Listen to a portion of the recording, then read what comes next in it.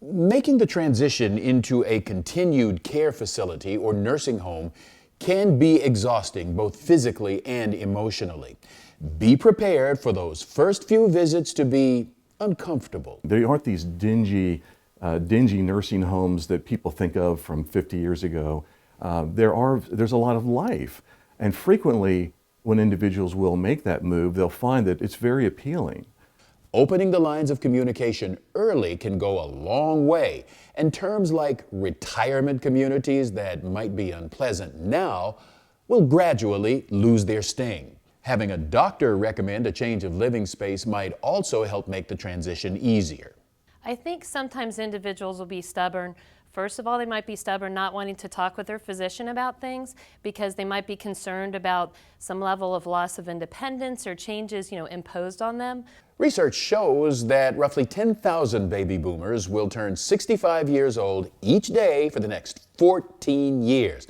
Now that means more and more people will have to consider retirement living, including nursing homes and hiring caregivers. But turning 65 is just another chapter in life.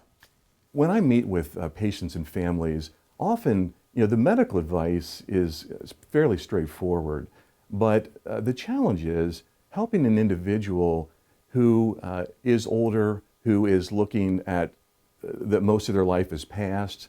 They really aren't looking forward. And I try to help them think, what are your goals for the next 2, 3, 5 years? What do you want to accomplish this week, next week? It's very interesting that through our life, none of us wants to think that we need to make changes for our health in some positive way.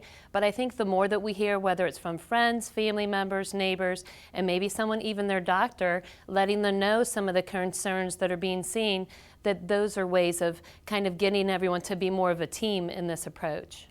Now you know how to start the conversation, but how do you know when? Oftentimes it is the little things, the daily routine. If a person is having difficulty with being able to do their activities of daily living, as we call them, just the routine things we do, getting dressed, going about our day, getting in and out of their home, going out in the community, those are concerns.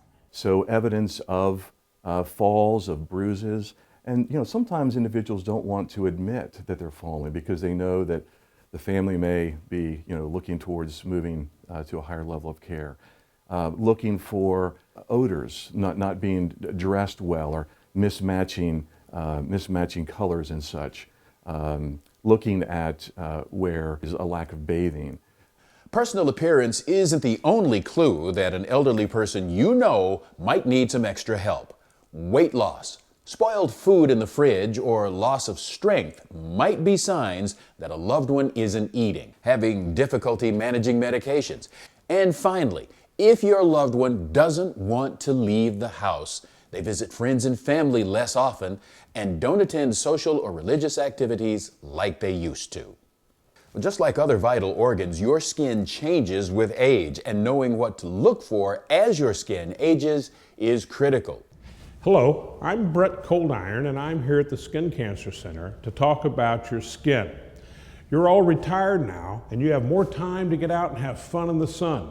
But remember, when you get out there, you need to protect yourself because the ultraviolet radiation you get when you're older is harder for your skin to repair, and it also downregulates your immune system so that you might get more skin cancers. Now, when you get stuff on your skin, you'll get brown things, brown spots, you'll get these warty looking growths, you'll get little red spots. Those are probably all okay and not too much to worry about. If you get a spot that scabs or bleeds and won't heal in 3 or 4 weeks, that's of more concern and you ought to have your dermatologist look at it. If you get a new really black spot that doesn't look like the other spots, that's also of concern and you probably need to have your dermatologist look at it.